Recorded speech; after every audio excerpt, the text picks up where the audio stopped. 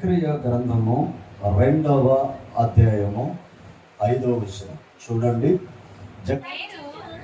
నేను దాని చుట్టూ అగ్ని ప్రాకారముగా నందును, నేను దాని మధ్యను నివాసినై మహిమకు కారణముగా నుండును. ఇదే యెహోవా వాక్కు. 8వ నెల ప్రార్థించగా ప్రభు సన్నిధిలో దేవుని బిడ్డలారా, ఆయన మనకిచ్చిన వాగ్దానం, నేను దాని చుట్టూ అగ్ని ప్రాకారముగా ఉంటాను అని. దేవుని బిడ్డలారా, దేవుడు దీవించాడు, దేవుడు ఆశీర్వదించాడు, దేవుడు నిలబెట్టాడు. యెరూషలేము దేవుని యొక్క ఏర్పాటు. యెరూషలేము దేవుని బిడ్డలారా విస్తారముగా ప్రవర్తన బట్టి దానికి ప్రాకారం లేదు. అది ఏమైపోయిందంటే మైదానముగా ఉన్నది. ద్వితీయోపదేశ కాండములో ప్రియ దేవుని బిడ్డారా, మోషేతో దేవుడు మాట్లాడుతాడు కదా, ఎవడైనను ఇల్లు కట్టించ నిర్దేశించిన వెడల వాడు మొట్టమొదట ఆ ఇంటికి స్థలానికి ప్రాకారము నిర్మించాలి. పట్టణము కట్టాలన్నా, ఇల్లు కట్టాలన్నా ప్రియ దేవుని బిడ్డారా, మొట్టమొదట చేయవలసిన పని ఏంటంటే దాని ప్రాకారాన్ని ముందు కట్టాలి. కానీ ఇక్కడ జరిగింది ఏంటంటే యెరూషలేమును దేవుడు దృష్టించాడు, యెరూషలేమును దేవుడు వృద్ధిపరిచాడు, యెరూషలేమును దేవుడు ఆశీర్వదిస్తూ వచ్చాడు. ఎలా ఆశీర్వదించాడంటే మందలు పెరిగినాయి, పశువులు మందలు విస్తరించినాయి. ప్రియ దేవుని బిడ్డారా, భూములు విస్తారమైన పంటలు పండినాయి, మనుషులు విస్తారంగా విస్తరిస్తూ వచ్చారు. వారు మైదానాలు స్వాధీనపరుచుకుంటూ వెళ్ళిపోతూ ఉన్నారు. దేవుని బిడ్డారా, అభివృద్ధి అయితే అవుతున్నారు కానీ సంరక్షణ లేదు. అభివృద్ధి అయితే అవుతున్నారు కానీ ఎలా నిలబెట్టుకోవాలో అర్థం కావట్లా. ప్రియ దేవుని బిడ్డారా, దేవుని దూత యెరూషలేమును కొలుసుపెట్టకు ఒక కొలనూలు పట్టుకొని బయలుదేరింది. కారణం ప్రియ దేవుని బిడ్డారా, దాని ఎత్తు, దాని వెడల్పు, దాని లోతు, దాని పొడవును కొలవటానికి వెళుతుంది. అప్పుడు ఆ సమయంలో ప్రాకారము లేదు, మైదానముగా ఉంది. ఎందుకు కొలవటానికి దేవుని దూత వెళుతుందంటే ప్రియ దేవుని బిడ్డలారా, వారి విస్తరణ, వారి అభివృద్ధి, వారి దేశ సరిహద్దులు ఎంతవరకు అయితే ఉన్నవో అంతవరకు కొలిసి రాళ్ళేసి దాని చుట్టూ ప్రాకారమును కట్టాలని తలస్తూ ఉన్నారు. ప్రాకారము లేక ఇల్లు కట్టకూడదు, ప్రాకారము లేక పట్టణము కట్టకూడదు. అది ధర్మశాస్త్రంలో దేవుడు మోషేతో మాట్లాడిన లేక ఆజ్ఞాపించిన ఆజ్ఞలలో ఒకటై ఉన్నది. ప్రియ దేవుని బిడ్డలారా, ఇక్కడ జరుగుతున్న ఆ యొక్క లేక చదవబడిన వాక్యములో ఏమంటాడంటే యెరూషలేము ప్రాకారము లేదు, మైదానములా ఉంది. ప్రియ దేవుని బిడ్డలారా, రాత్రి అయితే శత్రువులు వస్తున్నారు, దొంగలు వస్తున్నారు, దోసుకొని వెళ్ళిపోతున్నారు. కీర్తనకారుడైన దావీదు 127వ కీర్తన వ్రాస్తూ ఆయన అంటాడు కదా, యెహోవా ఇల్లు కట్టించని ఎడల దాని కట్టివాడి ప్రయాస వ్యర్థమని మాట్లాడుతాడు. యెహోవా పట్టణమును కాయని ఎడల దాని కాసువాడు మేలుకొని ఉండుట వ్యర్థమంటాడు. దేవుని బిడ్డ, ఈ ఉదయకాల సమయంలో నువ్వు ఎవరి కాపుదల్లో ఉన్నావు? దేవుని సన్నిధిలో నీవు ఉన్నట్లయితే, ప్రార్థిస్తే, విశ్వాసంలో ఉంటే, దేవునితో నడిస్తే, నమ్మకత్వంగా ఉంటే, ప్రియ దేవుని బిడ్డారా, ఆయన నీకు, నీ కుటుంబాన్ని ఆయన తన రెక్కలలో కాల్చేవాడై ఉన్నాడు. ప్రియ దేవుని బిడ్డారా, ఆ దేవుని దూత ఆ పట్టణమును కొలిసి సరిహద్దును నియమించి ప్రాకారమును కట్టడానికి పూనుకొని ఉన్నప్పుడు వేరొక దూత మాట్లాడుతుంది కదా, నేను దాని చుట్టూ అగ్ని ప్రాకారముగా ఉంటాను. సపోర్ట్ కొడుతూ దేవుని స్తుతించాడు. 122వ కీర్తన 7వ వచనం చూడండి. మీ ప్రాకారములలో నెమ్మది కలుగును, మీ నగరులలో క్షేమమునుగా కాచ. నీ ప్రాకారములో నెమ్మది కలగజేయవాడు ఆయనే, నీ నగరములో క్షేమమును కలగజేయవాడు ఆయనే అయ్యున్నాడు. దేవుని బిడ్డారా, నిరాశలో, వేదనలో, దుఃఖములో మనం ఉన్నప్పుడు దేవుని బిడ్డారా, నీకు, నీ కుటుంబానికి ఆయన కాపుదలేసేవాడు యేసయ్య అయి ఉన్నాడు. ఆయన ప్రాకారములలో నెమ్మది కలగజేయును. దేవుని బిడ్డ, ప్రతిష్టమైన గోడలు కట్టి ప్రార్థన లేకపోతే శత్రువు బయట లోపలికి ప్రవేశించవచ్చు. ఆత్మీయంగా దిగజారిపోతే, ఆత్మీయంగా వెనకబడిపోతే, భక్తిలో, ప్రార్థనలో, విశ్వాసములో, దేవునిలో ఎదుగుతున్న విషయములో దేవుని నిబంధన, దేవుని వాగ్దానాలు, దేవుని ప్రవచ చూస్తున్నాడు. వెంబడించే విషయంలో నువ్వు ఎక్కడైనా వెనకబడిపోతే నీ జీవితంలో ప్రియ దేవుని బిడ్డారా, ఎవరు కట్టగలరు, ఎవరు సరిచేయగలరు? ఆయన అంటాడు కదా, నీ ప్రాకారములలో నెమ్మది కలగజేయవాడు ఆయనే. నీ నగరములో క్షేమమును కలగజేయవాడు ఆయనే. ప్రియ దేవుని బిడ్డారా, మనము ప్రార్థనతో దేవునిలో నడిచిన ఎడల నువ్వు ఎక్కడున్నా నీకు కాపుదల ఇచ్చేవాడు యేసయ్య అయి ఉన్నాడు. అదే కీర్తన చూడండి, 31:1 నుంచి చూడండి. నాకు సెవియొగ్గి త్వరగా నన్ను విడిపించుము, నన్ను రక్షించుము, నాకు ఆశ్రయముగాను ప్రాకారము గల ఇల్లుగాను ఉండుము. దేవుని బిడ్డ, నా మాటలు చాలా జాగ్రత్తగా భరించాడు. ప్రాకారము లేకుండా ఏ నగరమున్నా అది శత్రువులు స్వాధీనపరుచుకుంటారు. ప్రాకారము లేకుండా ఏ ఇల్లున్నా దాని సరిహద్దుల స్థితిగతులు మారిపోతూ ఉంటాయి. అందుకని ప్రియ దేవుని బిడ్డారా, యేసయ్యను అంగీకరించిన బిడ్డలు మీరైతే మీ ప్రాకారములలో నెమ్మదిని ఆయన అనుగ్రహించేవాడు. ఒక రోజు ఒక వ్యక్తి రాజుగారి దగ్గర ఉన్నారు. ఆయన పని ఏంటంటే రాజుగారి సంరక్షకుడు. ఆయన రాజు కోటలో రాజుకు ఏవేవైతే సమకూర్చబడితాయో అన్ని ఆయనకి సమకూర్చబడుతున్నాయి. తన కుటుంబం చాలా హ్యాపీగా తన జీవితాన్ని లీడ్ చేస్తూ ఉన్నాడు.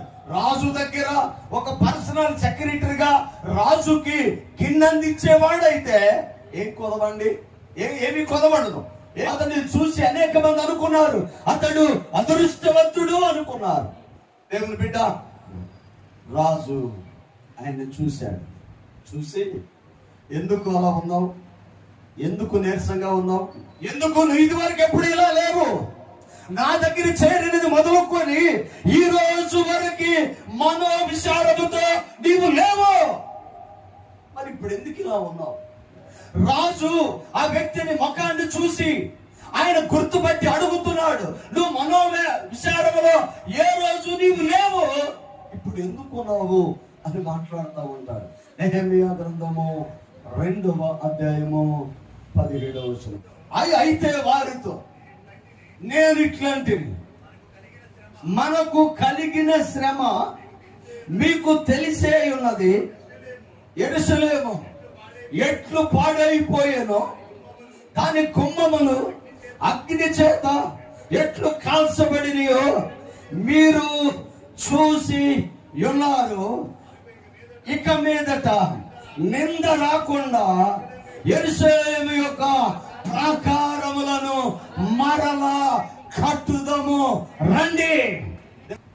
నేను విడిచిపెట్టిన నా దేశము, మందిరము కాల్చబడింది, ప్రాకారములు కోల్చబడినవి, నా జనులు శ్రమలో ఉన్నారు, నేను ఎలా హ్యాపీగా ఉండగలను? కొంతమంది పరిస్థితి ఎలా ఉంటుందంటే, ప్రియ దేవుని బిడ్డలారా, ఏది అడ్డుగా ఉన్నా దాన్ని తీసి పక్కన పెట్టరు. దారిలో వెళ్తా ఉంటే ఒక రాయిపడి ఉంది, అందరూ దాన్ని తప్పుకొని వెళ్తున్నారు, కానీ దాన్ని తీసి పక్కన పెట్టాలనే ఆలోచన రావట్లేదు. కొంతమంది అలా ఉంటారు. కొంతమంది వాళ్ళ యొక్క ఆలోచన విధానం ప్రత్యేకంగా ఉంటుందండి. ఆమె హల్లెలూయా. తను చూసి తప్పుకొని వెళ్ళగలిగి ఉండి కూడా నా వెనక వచ్చే వారికి అది ప్రమాదం అని ఎరిగి దాన్ని తీసి పక్కన పెడతారు. దేవుని బిడ్డ, యేసయ్యను అంగీకరించిన బిడ్డవు నీవైతే సమస్యలు వచ్చినప్పుడు పారిపోకూడదండి, సమస్యలు వచ్చినప్పుడు నిలబడాలి. సమస్యలు వచ్చినప్పుడు పారిపోయేవాడు పిరికివాడు, వాడు పరలోకం కూడా ఎవడు తెలుసండి? మీకు తెలుసా? బైబిల్లో పిరికి వాళ్లకు పరలోకములో చోటు లేదు, దొంగలకు చోటు లేదు, వ్యభిచారులకు చోటు లేదు, నరహంతలకు చోటు లేదు. పిరికి వాళ్లకు పరలోకములో చోటు లేదు. దేవుని బిడ్డారా, అందుకని దేవుని కోసం దేవుని సన్నిధిలో ఒక రోషము కలిగిన బిడ్డగా నువ్వు ఉండాలి. అదే బైబిల్ ఎప్పుడు ఏం చెప్పిందో తెలుసా? నువ్వు వెచ్చగా ఉండటాన్ని ఇష్టపడింది, నువ్వు మండాలి. నువ్వు వెలగాలి. నీ వెలుగును చూడటానికి దూరం నుంచి అనేక మంది రావాలి. యేసు ప్రభువుని అంగీకరించాడు, ఆయన దేవునితో నడుస్తున్నాడు, దేవుడు ఆయన దీవించాడట. దేవుని కృప ఆయనకు తోడుగా ఉందంట. ప్రార్థనతో ఉంటే, విశ్వసిస్తే, దేవునితో నడిస్తే నీ జీవితానికి కావలసిన సమస్తమును యేసయ్య నీకు ఇచ్చేవాడై ఉన్నాడు. వేదంతో ఉన్నాడు, మనోవిచారంతో కూర్చొని ఏం చేయాలో అర్థం కావట్లా. రాజు అడిగాడు, ఏం కావాలి? రాజా, రాజ్యం, మందిరం కాల్చబడింది, ప్రాకారములు కోల్చబడినవి, ఏం కావాలి? ఒక శాసనమును రాసి మన అరణ్యములో ఉన్న దేవదారు ప్రాణులను నాకు ఇవ్వమని చెప్పి ఒక తాకీదులు రాసి ఇవ్వండి, నాతో కొంతమందిని పంపించండి, నాకు కొన్ని రోజులు సెలవు ఇవ్వాలి. అడిగి వెళ్ళాడు. వెళ్ళిన తర్వాత అక్కడ ప్రజలతో మాట్లాడుతున్న మాటే మనము చదువుకున్నాం. దేవుని బిడ్డ ఏమంటాడు అక్కడ చూడండి. అయితే వారితో నేను ఇట్లాంటిని, మనకు కలిగిన శ్రమ మీకు తెలిసే ఉన్నది. తెలీదా? నీ అప్పు నీకు తెలీదా? నీ బిడ్డలేంటో నీకు తెలీదా? నీ కుటుంబం ఏంటో తెలీదా? నీ ఆర్థిక పరిస్థితి నీకు తెలియదా? నీ వ్యాపారం ఎలా ఉందో తెలియదా? నువ్వెక్కడ డౌన్ ఫాల్ అవుతున్నావో తెలియదా? నువ్వెక్కడ నష్టపోతున్నావో తెలియదా? ఎక్కడ తప్పుడు నిర్ణయాలు తీసుకున్నావో తెలియదా?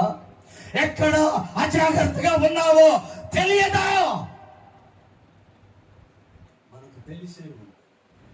మనకు తెలిసేవు. యెరూషలేము ప్రాకారములు ఎలా కోల్చబడినవో, మందిరము ఎలా కాల్చబడినవో మనకు తెలుసు.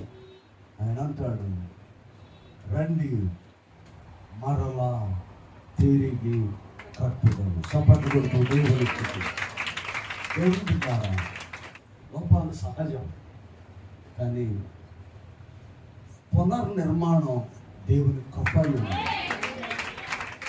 లోపాలు సహజం, పునర్నిర్మాణం దేవుని కృపై ఉన్నది.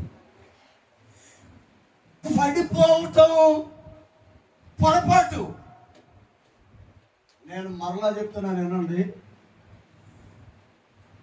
ఉద్దేశపూర్వకంగా పాపం చేసిన వాడికి సెకండ్ బలి లేదు. నువ్వు ఏడ్చి మొత్తుకున్నా దేవుడు క్షమించడు.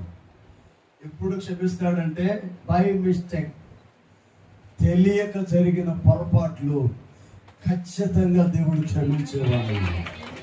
నేను ఈ మధ్యకాలంలో ఎక్కడో ఒకటి చదివాను, తప్పు కావాలంటే మనిషిని వదిలేసుకో, మనిషి కావాలంటే తప్పును వదిలేసుకో, తప్పు కావాలంటే మనిషిని వదిలేసుకో, మనిషి కావాలంటే తప్పు ఎవరు చేయమన్నారు నిన్ను? ఎన్నిసార్లు తప్పు చేస్తాం? ఎన్నిసార్లు పొరపాటు అయిందంటాం? ఎన్నిసార్లు సారీ చెప్తాం? జ్ఞానం కలిగిన వాడు, దేవునితో ఉన్నవాడు, మోకరించి ప్రార్థన చేయగలిగిన వ్యక్తి ఈ మాట ఎలా మాట్లాడగలం? నన్ను అడిగితే తప్పులు చేసే మనిషి అవసరం లేదు. తప్పు చేసే ప్రభు అని క్షమించమని ఏడ్చేవాడు కావాలి.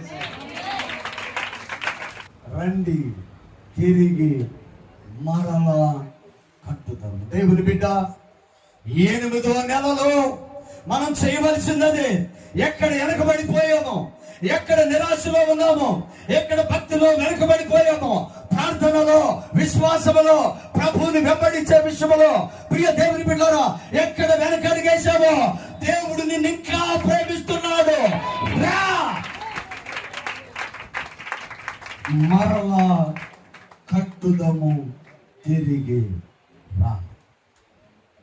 చాలా జాగ్రత్తగా గమనించండి. మనం దేవునితో నడిచేటప్పుడు ఆమె ఎక్కడైనా చిన్న పొరపాటు జరిగినప్పుడు దాన్ని క్షమించని చెప్పడంలో తప్పులేదు. అందుకని మరలా కట్టుదాము, తిరిగి రండి. దేవుని బిడ్డ, నా మాటలు చాలా పొరపాటు జరిగినాయి. మరలా అవకాశం దేవుడు ఇస్తాడు. వేదన మరలా అవకాశం ఇస్తాడు. దుఃఖం మరలా అవకాశం ఇస్తాడు. నువ్వు కట్టుకోవటానికి నడుం కట్టుకుంటే నీకు వెన్నుండి సహాయం చేసేవాడు నా యేసయ్య ఉన్నాడు. అందుకనే మరలా తిరిగి కట్టుదాము రండి.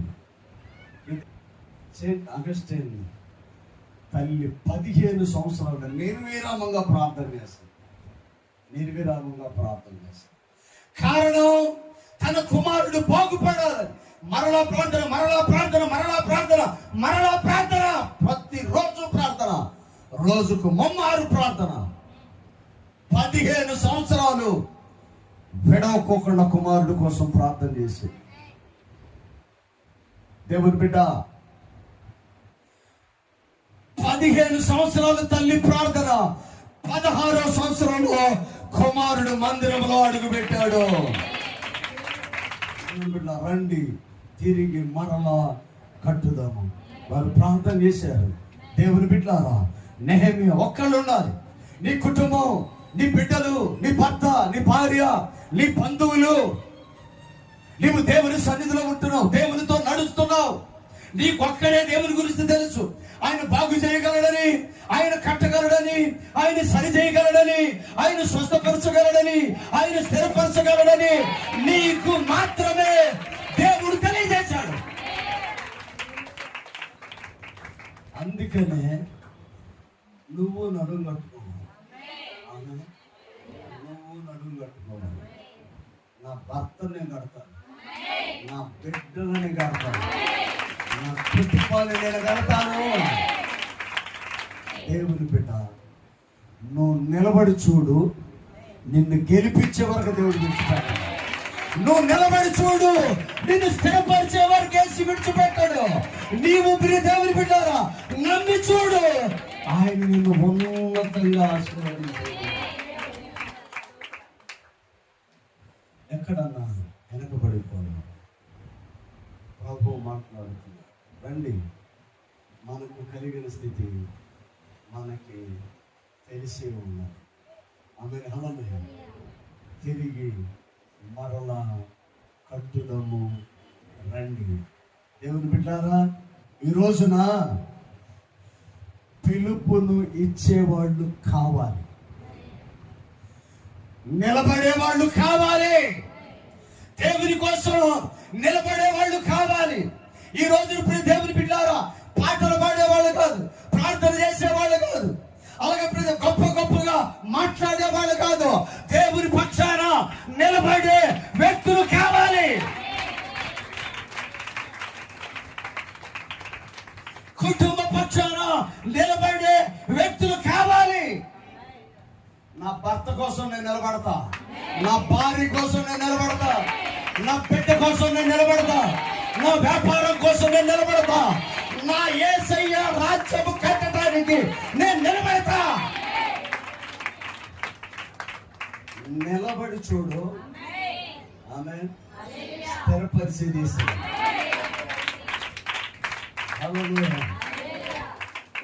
అంటాడు, బద్దలైన సందులలో నిలుసుటకు తగిన వాడు ఎవడు అని అంటాడు.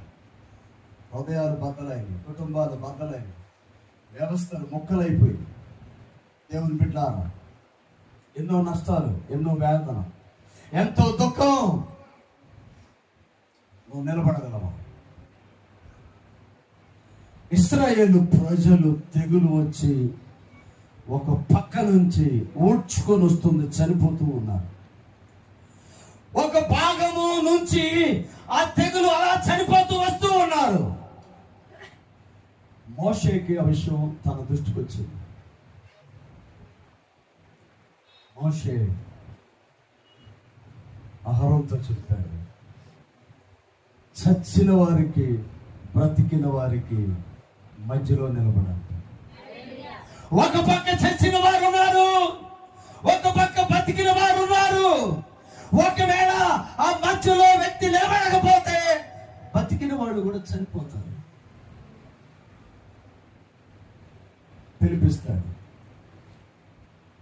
నువ్వు నిలబడతావు. ఇది బయట వాళ్ళ గురించి కాదండి, మన రక్త సంబంధికుల గురించి మాట్లాడే లేక వినే మాటలే ఇది. నేను బాగుండాలి, ఎవడు ఎలా పోతే నాకెందుకు, నేను బాగుండాలి. దేవుని బిడ్డలారా, ఇది కరెక్ట్ పద్ధతి కాదు. నువ్వు నిలబడగలవా అంటే, దేవుని బిడ్డలారా, భక్తుడు చచ్చిన వారికి బ్రతికిన వారికి మధ్యలో నిలబడగా తెగులు అక్కడితో ఆగిపోయింది.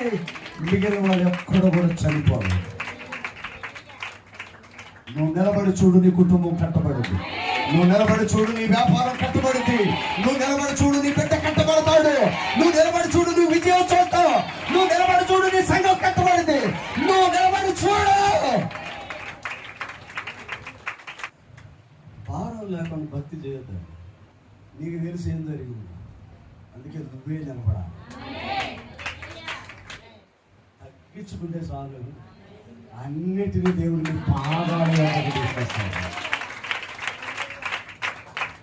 నేను దాని చుట్టూ అగ్ని ప్రాకారంగా ఉంటాను.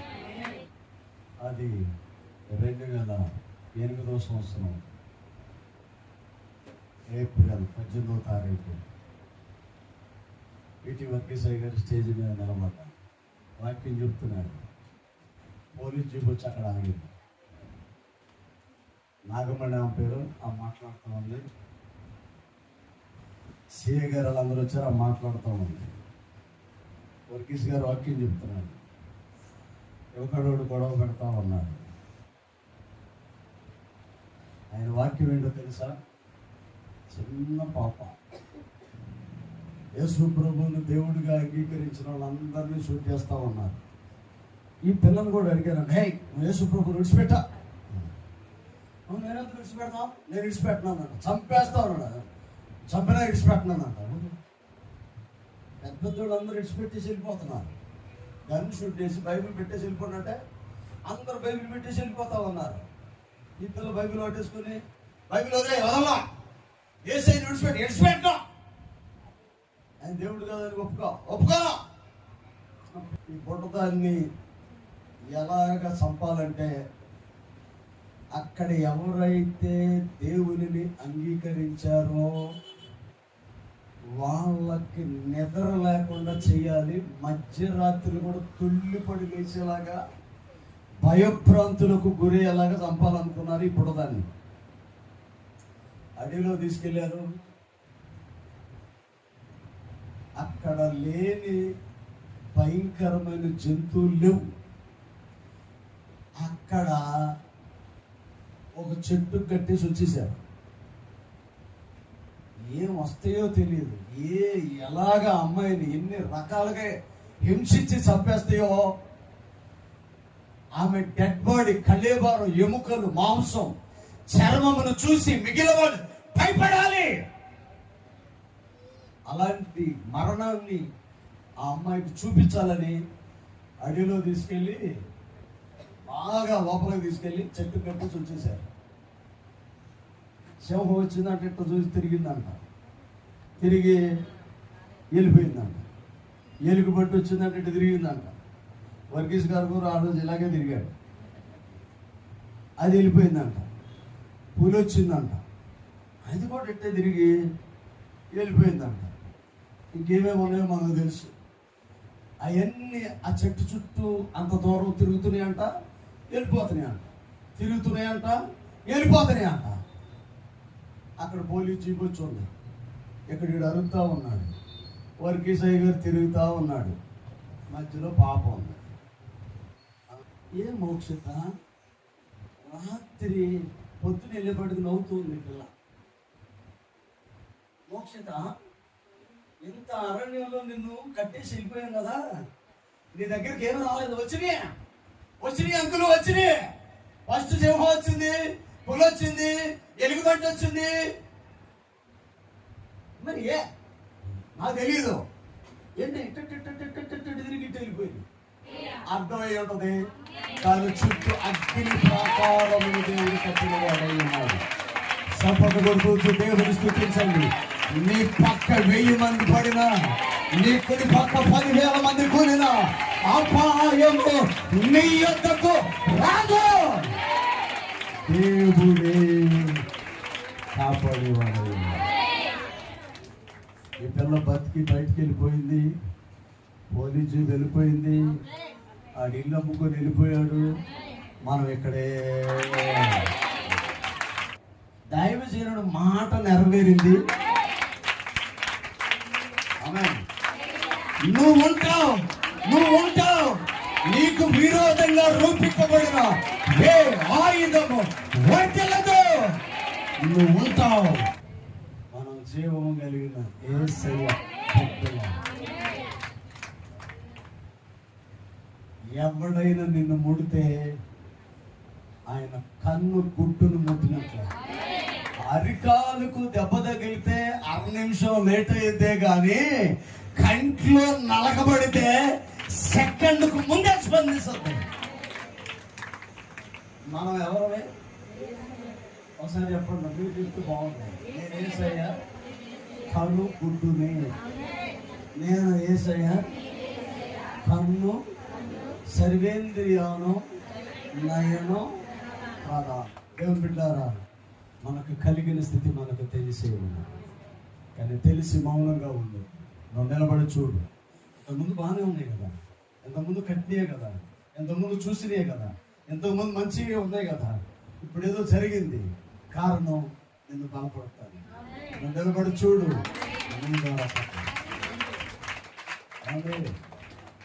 ఎవరో కట్టిన దాంట్లో మనం ఉండేదానికన్నా మన చేతులతో మనం కడితే అంటారు. దేవుని బిడ్డగా 5 స్టార్ ఇవ్వాలి, కొన్నిసార్లు చెప్పాలి. దేవుని సన్నిధిలో నీ చేతులతో నీ బిడ్డను గడితే, నీ చేతితో నీ భర్తను గడితే, నీ చేతితో నీ ఇల్లు గడితే, ఆమె హల్లెలూయా. బిర్యానీ వండితేనే బాగుందంటే అసలు అది మనం కడితే ఎంత బాగుంటుందండి. ఇది నేను కట్టాను, ఈయన నేను కట్టాను, ఈ బిడ్డ నేను కట్టాను, ఈ వ్యాపారం నేను కట్టాను, ఈ పాకాలను నేను కట్టాను, ఈ ఆత్మను నేను కట్టాను, ఇది నేను కట్టాను. గొప్ప గొప్ప పనులు చేస్తారు. మా నీళ్ళు గ్రేసు, మా చిన్నపండు, పెద్ద పండు, కరుణం, అన్ని పండ్లే నాకు ఉన్నాయి. దేవుని స్తోత్రం. ఒక్కడ తింటానికి ఉపయోగపడాలి. వీళ్ళని కొన్నిసార్లు మంచి మంచి పనులు చేస్తారు, పొగుడుదాం అనిపిస్తుంది, కానీ సమస్య లేదు. పొగడు కారణం ఏంటి? మనస్సులో అప్రిషియేట్ చేస్తారు, అభినందిస్తారు. కారణం పైకి పొగిడితే వాళ్ళు మరలా నా చేతికి రాదు. దేవుని బిడ్డారా, దేవుడు కూడా నువ్వు మంచి పని చేస్తే, నువ్వు కడితే, నువ్వు నిలబడితే ఆయన మనసులో ఆనందిస్తాడు. నిన్ను గొప్పగా హెచ్చించి విశ్వాసంతో నిలబడండి. ప్రభు పక్షాన ఉండండి. మన స్థితి మన తీర స్థితి మనకు తెలిసే ఉన్నది. రండి తిరిగి మరలా కట్టుదాము. దేవుని బిడ్డ, నీకేం జరిగిందో తెలుసు. రా తిరిగి మరలా కట్టుదాము. దేవుడు సహాయం చేస్తాడు, సంఘము ప్రార్థన చేస్తుంది, నీ కుటుంబాన్ని దేవుడు నిలబెడతాడు. తల వంచండి. ప్రేమ కలిగిన దేవ, సత్యస్వరూపి, కృపనిచ్చువాడా, నీకు మహిమ. నేను దాని చుట్టూ అగ్ని ప్రాకారముగా ఉంటాను. పడిపోయిన ప్రాకారములను తిరిగి కట్టుదాము రండి. మరలా కట్టుదాము రండి. ఒకప్పుడు బాగున్నాయి, ఒకప్పుడు బాగా ప్రార్థన చేశారు, ఒకప్పుడు దేవునితో ఉన్నారు, ఒకప్పుడు విశ్వాసంతో ఉన్నారు, కానీ ఇప్పుడు ఎక్కడో వెనకబడిపోయారు. మరలా కట్టుదాము రండి. చిన్న ప్రార్థన. ప్రేమ కలిగిన దేవ, సత్యస్వరూపి, కృపా సమృద్ధినిచ్చువాడా, నీకు మహిమ. నష్టమేంటో తెలుసు, ఫలితం అనుభవిస్తూ ఉన్నారు. ఈ ఉదయకాలం వారికి ఒక పిలుపునిచ్చారు. రండి తిరిగి మరలా కట్టుదాము. ప్రేమ కలిగిన దేవాన్ని స్తోత్రం. వారు నడుము కట్టుకునే దేవ సమర్పణ వారికి అనుగ్రహించారు. వారిని, వారి బిడ్డలను, వారి కుటుంబాన్ని, వారి వ్యాపారాన్ని, వారి చేతివృత్తులను, వారికి కలిగిన సమస్తమును మీరు కట్టండి. ఈ సన్నిధి వారితో కూడా వచ్చినాను. యేసు నామం నడుస్తున్నాము తండ్రి.